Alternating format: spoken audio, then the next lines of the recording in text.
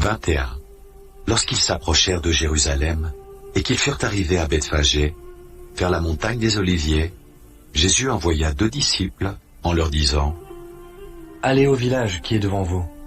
Vous trouverez aussitôt une ânesse attachée, et un ânon avec elle. Détachez-les et amenez-les-moi. Si quelqu'un vous dit quelque chose, vous répondrez : Le Seigneur en a besoin.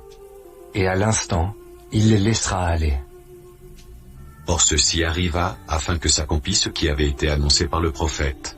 Dites à la fille de Sion, voici, ton roi vient à toi, plein de douceur, et monté sur un âne, sur un ânon, le petit d'une ânesse. Les disciples allèrent et firent ce que Jésus leur avait ordonné. Ils amenèrent l'ânesse et l'ânon, mirent sur eux leurs vêtements, et le firent asseoir dessus. La plupart des gens de la foule étendirent leurs vêtements sur le chemin. D'autres coupèrent des branches d'arbres et en jonchèrent la route.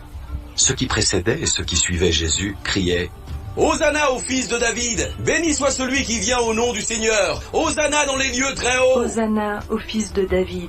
Béni soit celui qui vient au nom du Seigneur! Hosanna dans les lieux très hauts! Hosanna au fils de David! Béni soit celui qui vient au nom du Seigneur! Hosanna dans les lieux très hauts! Hosanna au fils de David! Béni soit celui qui vient au nom du Seigneur! Hosanna dans les lieux très hauts! Lorsqu'il entra dans Jérusalem, toute la ville fut émue et l'on disait : Qui est celui-ci? La foule répondait : C'est Jésus, le prophète de Nazareth, en Galilée. Jésus entra dans le temple de Dieu. Il chassa tous ceux qui vendaient et qui achetaient dans le temple. Il renversa les tables des changeurs et les sièges des vendeurs de pigeons. Et il leur dit : Il est écrit : Ma maison sera appelée une maison de prière. Mais vous, vous en faites une caverne de voleurs. Des aveugles et des boiteux s'approchèrent de lui dans le temple, et il les guérit.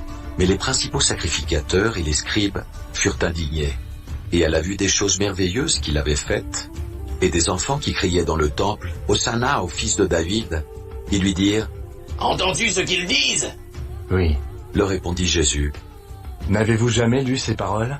Tu as tiré des louanges de la bouche des enfants et de ceux qui sont à la mamelle. Et, les ayant laissés, il sortit de la ville pour aller à Béthanie, où il passa la nuit.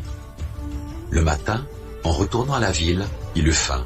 Voyant un figuier sur le chemin, il s'en approcha. Mais il n'y trouva que des feuilles, et il lui dit : Que jamais fruit ne naisse de toi. Et à l'instant le figuier sécha. Les disciples qui virent cela furent étonnés et dirent : Comment ce figuier est-il devenu sec en un instant?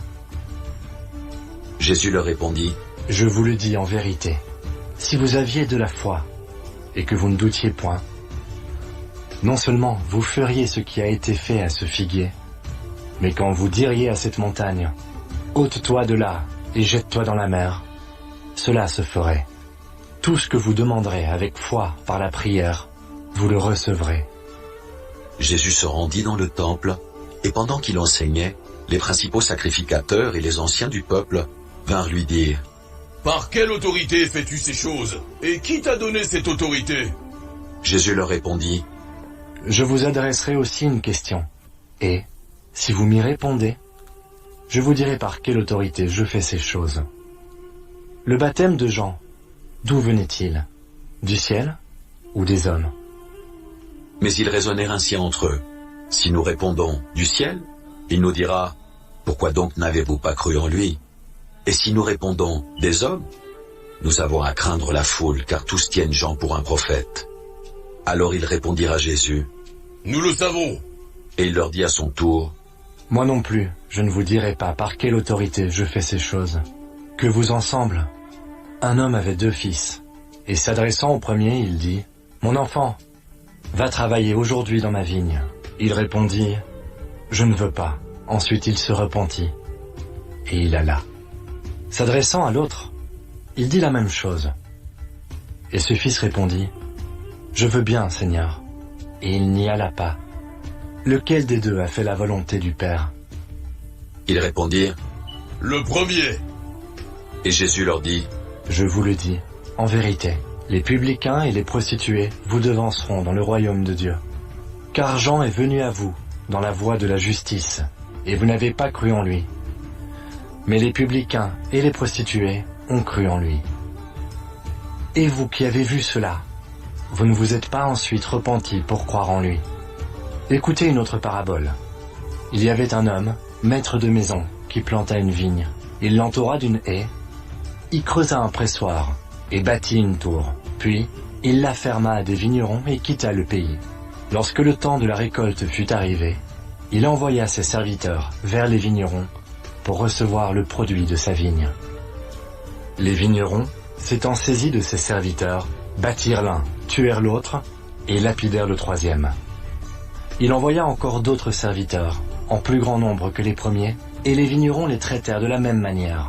Enfin, il envoya vers eux son fils, en disant « Ils auront du respect pour mon fils. » Mais, quand les vignerons virent le fils, ils dirent entre eux « Voici l'héritier.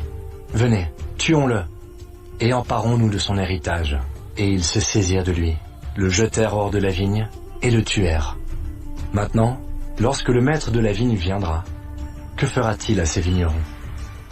Ils lui répondirent, Il fera périr misérablement ces misérables, et il affermera la vigne à d'autres vignerons qui lui donneront le produit au temps de la récolte. Jésus leur dit, N'avez-vous jamais lu dans les Écritures? La pierre qu'ont rejetée ceux qui bâtissaient est devenue la principale de l'angle. C'est du Seigneur que cela est venu. Et c'est un prodige à nos yeux? C'est pourquoi je vous le dis, le royaume de Dieu vous sera enlevé, et sera donné à une nation qui en rendra les fruits.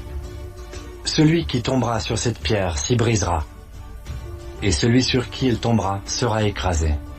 Après avoir entendu ces paraboles, les principaux sacrificateurs et les pharisiens comprirent que c'était d'eux que Jésus parlait. Et ils cherchaient à se saisir de lui, mais ils craignaient la foule parce qu'elle le tenait pour un prophète.